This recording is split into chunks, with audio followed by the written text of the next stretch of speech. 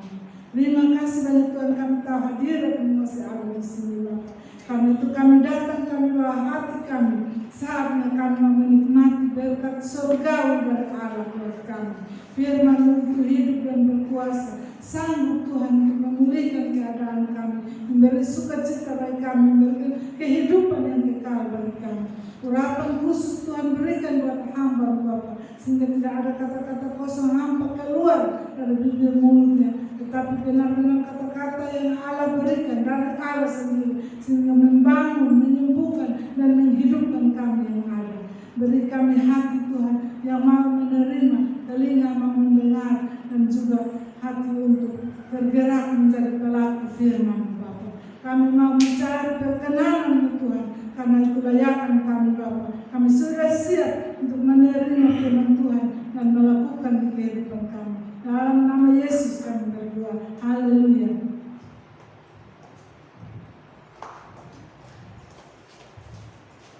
Baik, puji Tuhan, shalom. Apa kabar saudara? Amin, luar biasa. Wow, wajah-wajah yang luar biasa. Coba lihat samping kiri saudara. Ini wajah-wajah yang diberkati oleh Tuhan. Haleluya. Baik saudara, kita buka di dalam 1 Petrus 4. 1 Petrus 4.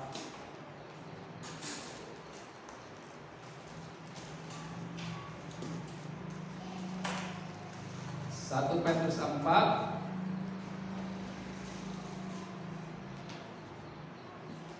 sudah dapat? 1 Petrus 4 kita baca ayat yang pertama. 1 Petrus 4 ayat yang pertama. Saya baca buat saudara satu ayat dulu ya. Jadi karena Kristus telah menderita penderitaan badani, kamu pun harus juga mempersenjatai dirimu dengan pikiran yang demikian. Karena barang siapa telah menderita penderitaan badani, ia telah berhenti berbuat dosa. Saudara garis bawahi, mempersenjatai dirimu. Yang kedua, saudara garis bawahi, barang siapa telah menderita penderitaan badani, ia telah berhenti berbuat dosa. Wow, luar biasa saudara. Saudara, ini menjadi contoh untuk kita. Karena dikatakan Tuhan atau Yesus, ya Yesus Kristus itu telah menderita penderitaan badani. Jadi senjata kita ini bukan senjata yang luar biasa. Senjata ini adalah senjatanya yaitu penderitaan badani. Coba sama-sama katakan penderitaan badani. 2, 3. Penderitaan badani ini artinya bukan kita harus sengsara atau harus miskin, bukan saudara. Itu salah kaprah. Penderitaan badani ini artinya begini saudara. Daging ini, daging yang kita masih hidup ya. Jadi roh ini kalau masih dibungkus dengan raga atau dengan tubuh, berarti kita hidup benar. Kalau roh itu sudah tidak dibungkus lagi, berarti kita mati. Nah, Tuhan berkata begini, penderitaan badani itu yaitu ketika kita menghadapi dunia ini di dalam kejahatan-kejahatannya, di dalam segala permasalahannya, tetapi kita bisa mempersenjatai diri kita dengan teguh begitu ya. Artinya kalau ada yang maki misalnya ya, ada yang maki, kita tidak boleh maki lagi. Amin. Kalau ada yang berbuat jahat kepada kita, kita tidak boleh berbuat jahat lagi. Nah, itu telah dilakukan oleh Tuhan Yesus, makanya kita pun harus bisa melakukannya. Saudara, bisakah orang tidak berbuat dosa? Bisa kok tidak? Bisa tidak? Bisa saudara, karena Alkitab mengatakan begini, barang siapa telah menderita penderitaan badani, ia telah berhenti berbuat dosa. cuman sulit gitu. Bisa, cuman sulit. Karena apa? Karena mempersenjatai diri ini dengan benteng kasih Tuhan, ya, dengan benteng segala kekuatan dari Tuhan, memang agak sulit, saudara. Kenapa? Sehari-hari kan pikiran kita saja kadang-kadang suka kemana-mana, benar? Bohong sedikit saja dosa apa tidak? Dosa, saudara. Sulit. Orang nipu, kalau begini ya, kalau orang itu sudah biasa untuk menipu, saudara. Kalau sudah biasa misalnya, nanti sudah menjadi kebiasaan, kalau tidak menipu itu sulit gitu. Orang yang maki-maki, saudara, orang yang sering maki-maki ini di sana, ya, di sini tidak ada. Yang suka maki-maki, saudara, nanti kalau tidak maki-maki lagi, rasanya tidak nyaman begitu, benar? Benar atau tidak? Orang yang suka tipu juga demikian. Kalau tidak nipu itu rasanya tidak nyaman gitu. Orang yang biasa gitu ya, biasa nekan orang, kalau tidak nekan orang itu rasanya tidak nyaman gitu. Nah, saudara, memang penderitaan badan ini sulit dilakukan. Tetapi yang pertama yaitu asal ada kemauan pasti bisa. Kalau tidak ada kemauan pasti tidak bisa, saudara. Tidak bisa sama sekali. Tetapi kalau kita memiliki kemauan pasti bisa. Ketika Tuhan Yesus disodorkan oleh iblis, dia dibawa ke padang gurun oleh Roh Kudus. Setelah puasa 40 hari, maka datanglah iblis mencobai. Ketika disodorkan beberapa hal, saudara, ubah batu menjadi roti, suruh menyembah, nanti diberikan dunia ini, disuruh juga untuk mendemonstrasikan puasa, jatuhkan katanya. Nah, Tuhan Yesus sebenarnya ya, kalau dicobai begitu, kalau diledek begitu, saudara, ini sama dengan meledek sebenarnya. Kalau diledek atau diejek begitu, apalagi di atas kayu salib, seorang tentara yang melihat, dia katakan begini, kamu ini bisa berbuat hebat waktu kamu banyak pengikut. Orang lumpuh berjalan, orang buta melihat, orang tuli mendengar. Coba kamu turun, katanya, di atas kayu salib. Diejek, saudara. Ini kalau menurut saya ini adalah penderitaan yang sangat-sangat memalukan, benar? Kalau saya dulu pernah ke pasar, saudara. Jadi ke pasar, saya lihat-lihat barang. Habis lihat barang begitu, barang ini harganya berapa? Harganya 50. Terus saya bilang begini, 40 saja ya. Dia ngomong begini, saudara, Pak, kalau tidak ada uang jangan ke pasar.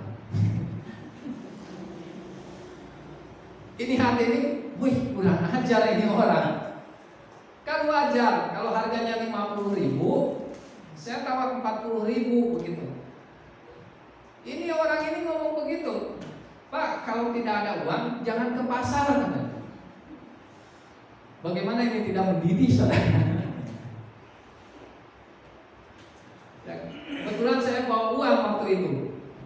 Jadi waktu dia ngomong begitu, saudara, ya, ini hati ini panas. Karena memang bawa uang begitu. Kecuali kalau memang tidak bawa uang. Uang ada, malahan ya uang mungkin ada 200-300. Jadi hati ini mendidih, saudara. Saya bilang, saya kasih cabut ini 200 atau 300. Saya bilang, saya beli itu yang 50.000. Ini bayar uangnya 200. Nah, ini yang namanya penderitaan badani, saudara. Kalau ada orang yang berduit dikasih tahu begitu, saudara, apa tidak terjadi perang di situ, saudara? Benar? Iya. Kenapa dia ngomong begitu? Saya ingatkan Tuhan tidak boleh begitu. Jadi saya kasih ingat si Om itu, Om tidak boleh ngomong begitu. Kalau Om ngomong begitu, kalau yang lawan ngomongnya itu misalnya dia emosinya kuat, bisa terjadi sesuatu di sini, Om. Tidak boleh ngomong begitu. Ya kalau tidak bisa ya bilang saja, minta maaf Pak, tidak bisa, kan beres. Tidak usah ngomong kalau tidak punya duit, tidak punya uang jangan ke pasar. Wah, ini mendidih, saudara, benar? Ya. Pendeta pun pasti mendidih. Waktu itu saya belum pendeta, saya baru bertobat waktu itu. Saya bilang begini, pendeta yang bagaimanapun juga kalau ngomong begitu pasti hatinya mendidih, benar? Ya, apalagi itu pendeta bawa mobil, saudara. Biar sejago apapun juga, kalau bilang kalau ke pasar jangan, kalau tidak bawa uang jangan, kalau tidak punya uang jangan ke pasar. Wow, saudara. Kita harus bisa menahan hal-hal yang demikian. Makanya kita mengatakan mempersenjatai diri dengan penderitaan badannya. Penderitaan badan ini sekali lagi bukan kita harus miskin, tidak. Yang saya tadi ceritakan bahwa saya bawa uang, saya ada uang, tetapi pembicaraannya itu yang menusuk hati. Sakitnya di mana? Sini. Lebih sakit daripada yang sakit, saudara. Kalau saudara belanja ke pasar, suatu saat ada yang ngomong begitu, jangan lawan, saudara. Amin. Kalau saudara ada misalnya ya mungkin saudara nawar apa begitu harganya 50.000 ya, atau saudara ada ubi misalnya, ubi berapa? 10.000. Saudara bilang sudah Om 25.000 saja 3, yang nawar 5.000. Terus Omnya bilang, Mama, kalau tidak ada duit, tidak ada uang jangan ke pasar. Wow, saudara.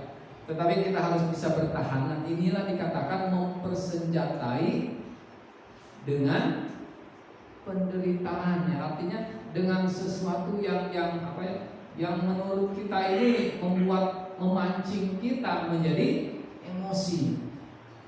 Bisa tidak? Bisa, saudara. Kalau ada makanya ketika saya ngomong pelan-pelan sama si Om itu, Om tidak boleh begitu. Apalagi saya tanya Om, orang Kristen apa orang bukan Kristen? Orang Kristen. Tidak boleh apa diajarkan dalam firman Tuhan begitu. Tidak boleh begitu. Kalau tidak bisa ya bilang saja minta maaf tidak bisa. Aman, damai sejahtera. Jangan damai sejahtera itu dibuat jadi kekacauan. Ya akhirnya minta maaf juga, saudara. Ya sudah, yang penting tidak melakukan hal yang demikian lagi. Nah, jadi kalau kita ada kemauan, saudara, saya percaya kalau ada kemauan pasti bisa. Untuk menolak kita berbuat dosa, untuk menolak kita berbuat dosa itu bisa, saudara, sangat bisa. Asal ada kemauan. Yang kedua, saudara,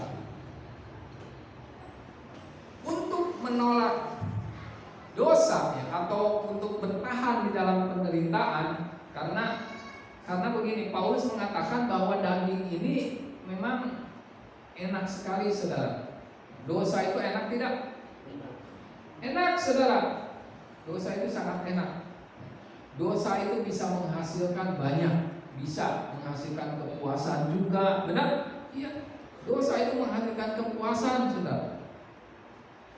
Yang kedua, kita harus mengerti, saudara, untuk menolak dosa itu ada di dalam diri kita.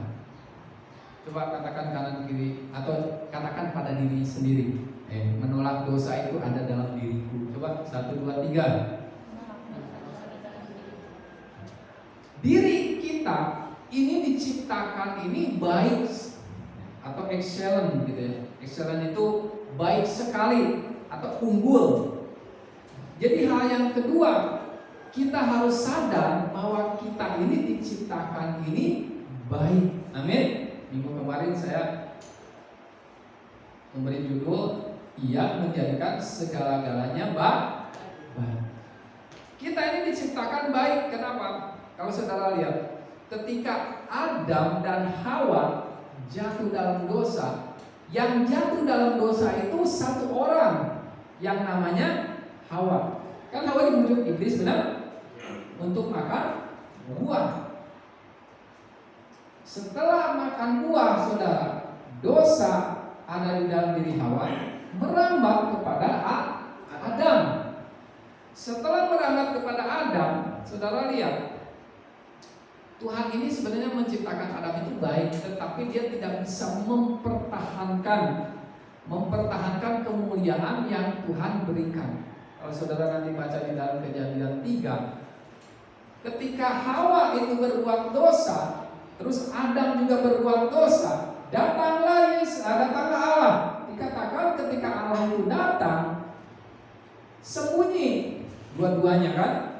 Setelah sembunyi setelah dipanggil, Adam dan Hawa bilang begini, aku malu karena aku telanjang. Jadi kemuliaan Tuhan itu sudah diambil dalam hidupnya sehingga dia dalam keadaan telanjang. Nah, Allah bilang begini. Jadi Yehova ini bilang begini, siapa yang memberitahukan kamu telanjang? Mulailah di situ berdalih, saudara. Berdalih. Oh, ini Hawa yang kau tempatkan. Nyalakan Tuhan, saudara. Ini Hawa yang kau tempatkan di sisiku. Dia yang memberi buah kepadaku. Tanya lagi sama Hawa, siapa yang mengatakan kau telanjang? Ini iblis yang Tuhan tempatkan di tempat ini. Hah? Jadinya dia nyalakan Tuhan, saudara. Ngomong berbelit-belit, Tuhan murka. Makanya kalau kita berbuat dosa tidak bisa berbelit-belit. Amin. Amin. Kalau kita berbuat salah, siap salah Tuhan. Sudah aman. Tidak usah ngomong sana sini. Dulu saya waktu zaman dulu itu kan belum ada hak asasi manusia, itu belum terlalu diinikan ya. Dulu waktu saya di Tintin, saudara, karena di Tintin itu banyak pemberontak ya. Nah, saudara, waktu ada orang, kami kan rumah di pas jalanan begitu. Jadi ketika malam hari, saudara, itu kalau ada namanya garnisun, mobil garnisun, tentara semua.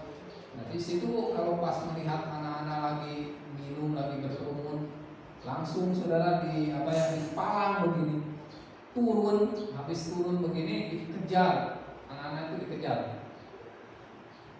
Kalau yang kedapatan, saudara, ditanya, kamu dari mana? Saya dari sana. Kenapa kamu kumpul-kumpul di sini? Tidak, Pak, saya dipanggil tadi. Siapa nama teman-temanmu? Tidak tahu. Tadi saya hanya begini. Ngomongnya berbelit-belit, saudara. Ini tentara, ini patroli, langsung habuk dia, saudara. Habuk dia, masukkan di mobil yang tentara itu ya. Karena memang pemuda-pemudi ini mengacaukan situasi keamanan di situ. Tetapi dia ngomongnya belit, akhirnya dia kena habuk berapa kali. Ada yang kena lagi, saudara. Jadi ada beberapa yang kena. Tanya lagi, kamu dari mana? Dia bilang, siap salah, Pak. Ampun, Pak, ampun. Jadi saudara, kalau yang sudah mengaku begitu, langsung dikasih masuk, tidak dihabuk. Tetapi yang berbelit begini, saudara, mau sana sini, dapat bogem berapa kali. Kita pun demikian, saudara. Ketika kita salah, langsung aja mengaku salah. Benar? Sama Tuhan mengaku salah. Nah, saudara, ketika Adam dan Hawa berdosa, Hawa dulu satu orang berdosa, tetapi dia berbelit-belit, akhirnya dosa merambat ke Adam. Saudara, ketika dosa merambat ke Adam, akhirnya satu keluarga berbuat dosa. Ketika diusir, anaknya berbuat dosa, benar? Dosanya dosa apa? Membunuh. Kain membunuh Habel. Gara-gara Hawa berdosa, maka dosanya menular. Setelah satu keluarga berbuat dosa, bukan satu keluarga saja, tetapi satu bangsa. Saudara perhatikan, gara-gara satu orang berdosa, satu keluarga ikut dosa. Bukan satu keluarga merembet jadi satu bangsa. Kejadian 6 dikatakan bangsa itu mulai dengan kejahatannya. Jadi dulu itu ada satu bangsa raja di Babel. Dikatakan dia membuat rumah yang bertingkat-tingkat sampai ke langit, dan dia menyembuhkan diri. Makanya Tuhan berkata dia itu satu bangsa, satu bahasa, dan satu tujuan. Maka apapun juga pasti bisa. Dan akhirnya apa, saudara? Akhirnya Tuhan karena dosa satu keluarga, satu orang merambat menjadi satu keluarga, merambat lagi menjadi satu bangsa. Kita, saudara, kalau saudara berbuat dosa satu, nanti keluarga ini akan tertular, saudara. Setelah satu keluarga tertular, nanti keturunan kita juga tertular. Oleh sebab itu Tuhan memusnahkan bangsa ini, membuat benih yang baru, yaitu pada zaman Nuh. Jadi semua bangsa yang berdosa itu dimusnahkan. Hanya Nuh dengan berapa anaknya? 3 anaknya, 1 istri, 3 mantunya. Yang berbuat dosa, yang benihnya Hawa tadi sudah dimusnahkan. Tuhan membuat yang baru, saudara. Oleh sebab itu, ketika Tuhan membuat yang baru, sebenarnya Tuhan membuat baru yang lebih baik.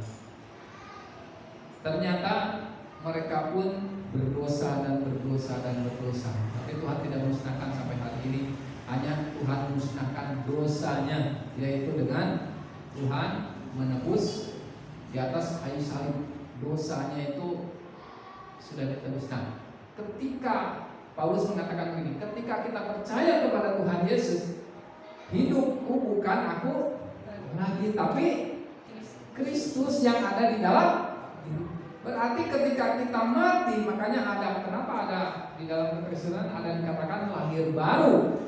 Artinya yang benih yang dosa yang lama itu dikuburkan, yang lama itu dimatikan, maka ada kelahiran baru. Setelah ada kelahiran baru, janganlah, nah ingat ya, janganlah kita ini kan sudah lahir baru, benar? Siapa yang sudah lahir baru? Jangan dirusakkan lagi, karena kalau dirusakkan lagi nanti saudara kita berdosa. Saya percaya kalau suaminya terus berdosa, nanti istrinya demikian, anak-anaknya segala macam. Kita harus pending itu. Excellent artinya apa? Artinya kita ini adalah bibit yang unggul, bibit benih yang unggul, supaya kita menjaga, saudara. Saya juga demikian. Bukan saya tidak berdosa, saya banyak dosa. Ketika saya mengenal firman Tuhan, ketika saya hidup mau di dalam Tuhan, ketika saya mengerti bahwa oh benar Tuhan, saya ini lahir baru, benih baru di dalam diri saya. Jadi saya mempersenjatai diri dengan apa?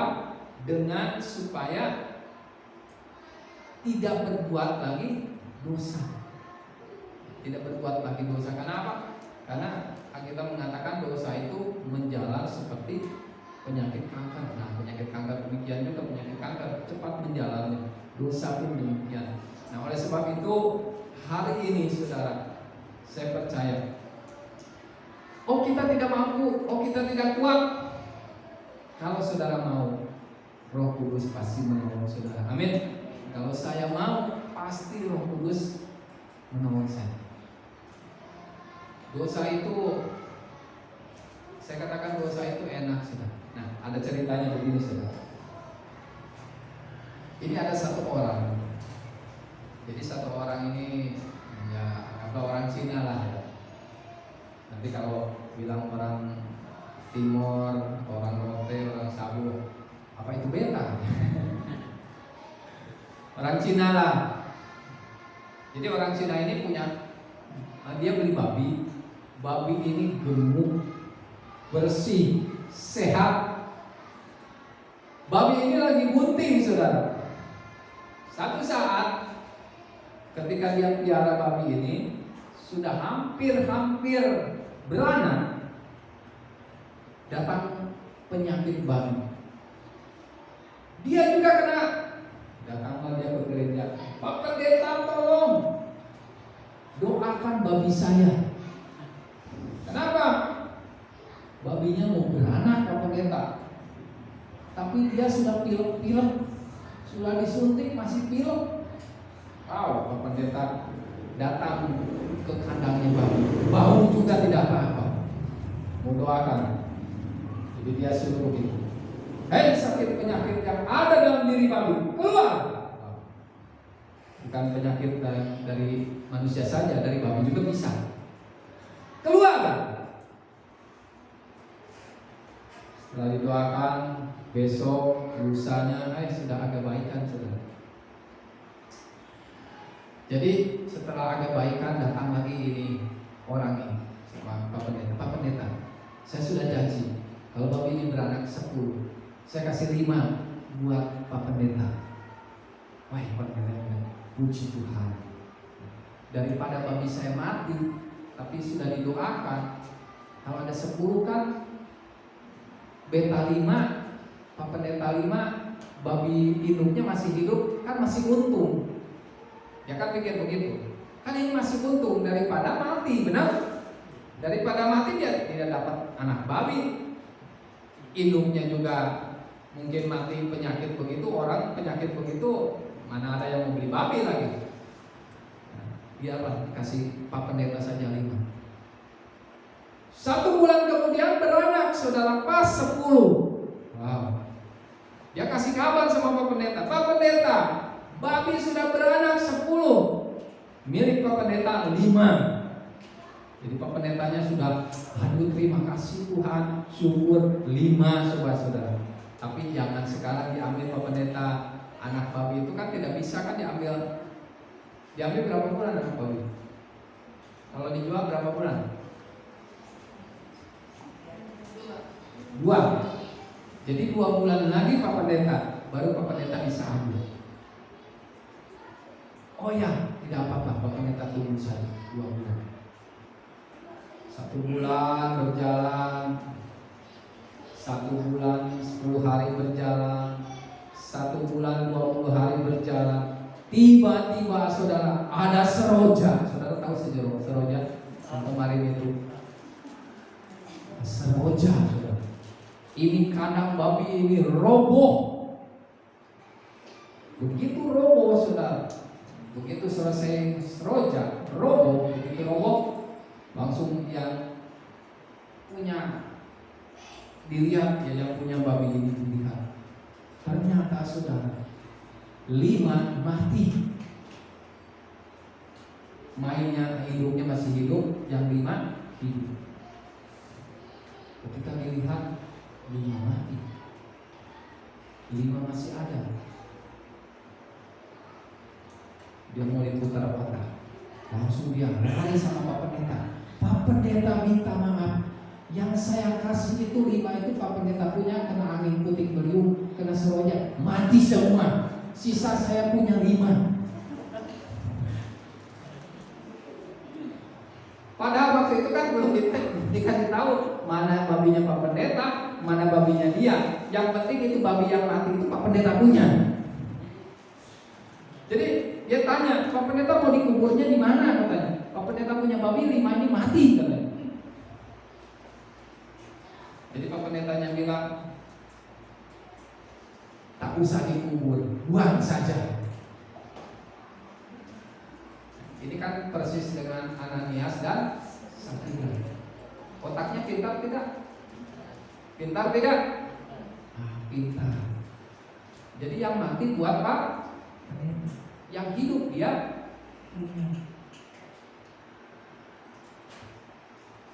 Saudara tahu? Setelah babinya besar-besar siap dijual, tiba-tiba saudara, besok ketika dia bangun, ini babi hilang semua dengan induknya, dicuri. Ini padahal sudah siap dijual. Babinya sudah antara 5-6 bulan sudah siap dijual. Habis babinya saudara. Nah saudara, janganlah kita berbuat dosa seperti ini. Amin.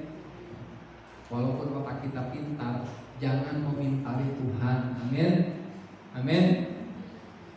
Karena apa? Kalau kita memintari Tuhan, saudara, atau membodohi Tuhan, ada hukumnya, saudara. Ada hukumnya tidak?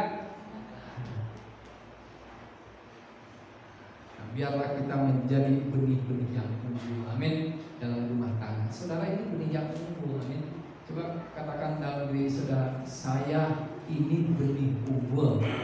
Coba. Saya sudah dilahirkan baru oleh Tuhan menjadi benih unggul, menjadi berkat. Jangan jauh-jauh berkatnya, di dalam keluarga kita saja. Amin.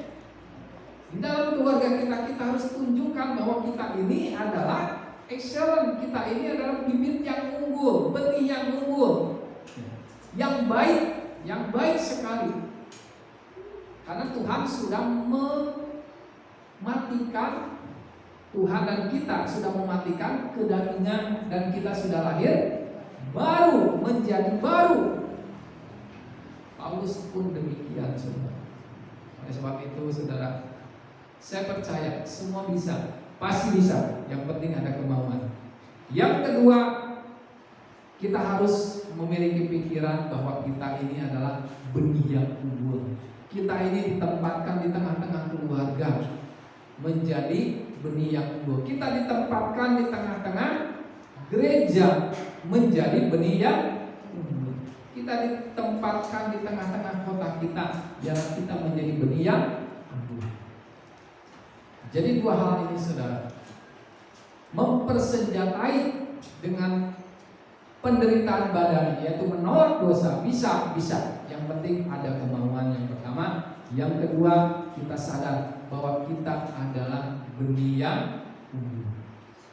Saya percaya keluarga kita akan diberkati oleh karena siapa? Oleh karena kita. Amin. Lingkungan kita akan diberkati oleh karena siapa? Oleh karena kita. Bukan nanti, bukan sekarang, saudara, bisa, sangat bisa. Kalau kita menjadi benih yang unggul, pasti bisa. Keluarga, Tuhan ini sebenarnya memperhatikan keluarga. Tuhan ini memperhatikan setiap keluarga. Bahkan Tuhan memperhatikan setiap anak-anak dari keluarga. Oleh sebab itu hari ini biarlah kita mempersenjatai diri dengan penderitaan badan. Setan itu selalu menyerang kita, benar. Makanya setan iblis itu disebut diabolos. Coba katakan diabolos 2, 3. Diabolos itu artinya selalu menyerang dan mendakwa. Jadi menyerang kita dan mendakwa kita. Lu ini tidak bisa lah, lu ini sudah banyak buat dosa, lu ini sudah banyak begini, kejahatan. Itu iblis kerjanya saja. Tapi kita percaya hari ini kalau firman Tuhan didengar oleh kita semua yang di rumah juga, Kalau mendengar firman ini, kita adalah benih yang unggul. Dari mana keluarga kita diberkati? Dari kita sendiri. Amin. Anak-anak muda pun demikian. Anak-anak muda, satu anak muda menjadi benih yang unggul. Saya percaya keluarganya pasti diberkati. Ada firman yang mengatakan begini, satu orang bertobat seisi rumah diselamatkan. Kenapa? Satu orang bertobat seisi rumah diselamatkan. Satu orang berbuat dosa, seisi rumah berbuat kejahatan. Ini pasti, saudara. Oleh sebab itu, mari biarlah kita selalu mempersenjatai diri. Karena mempersenjatai diri itu akan menuju iman. Kita tidak usah perlu ngomong iman dulu, saudara. Persenjatai diri dulu. Persenjatai diri dulu itu akan menuju kepada iman. Karena apa? Karena walaupun kita ngomong tentang iman, makanya di dalam surat Yakobus mengatakan demikian, iman tanpa perbuatan adalah mati. Mati. Walaupun kita ngomong iman tanpa perbuatan mati. Mempersenjatai diri itu adalah perbuatan kita. Karena perbuatan ini akan menuju kepada iman. Bukan iman menuju kepada perbuatan, tapi perbuatan akan menuju kepada iman. Dan sebab itu hari ini kita sanggup bisa. Kalau kita masih demikian berdoa, Tuhan mendengar, Bapa mendengar saudara. Amin. Haleluya. Biarlah firman Tuhan tidak lama, saudara.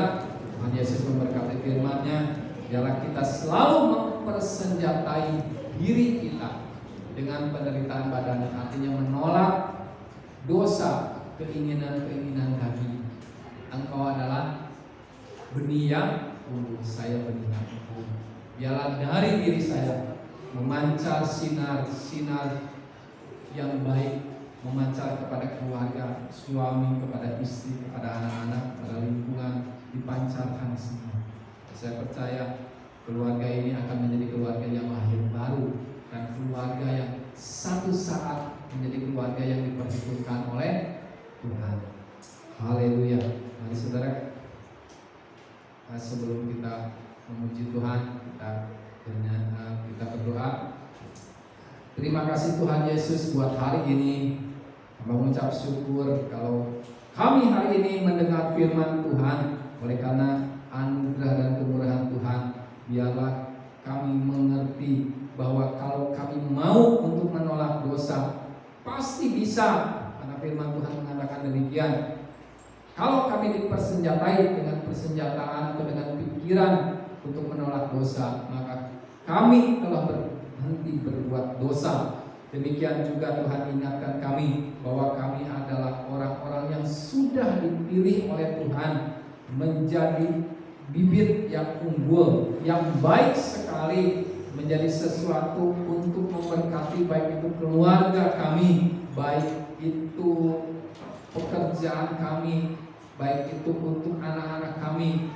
Di dalam nama Yesus, terima kasih Tuhan. Berkati jemaat di tempat ini, jemaat-jemaat yang ada di rumah juga Tuhan berkati di dalam nama Yesus Kristus. Katakan mengalir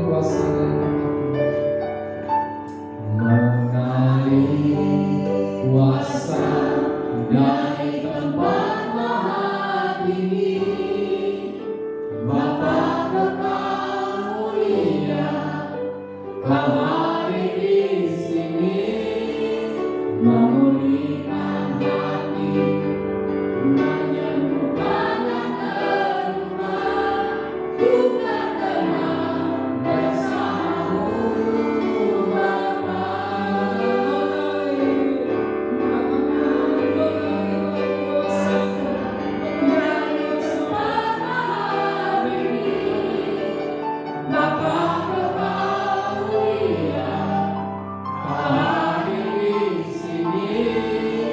Memulihkan